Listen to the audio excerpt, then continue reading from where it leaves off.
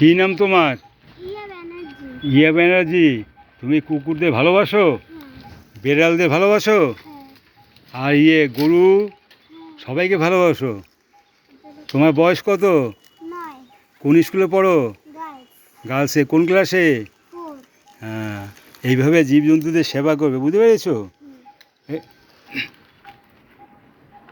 হুম।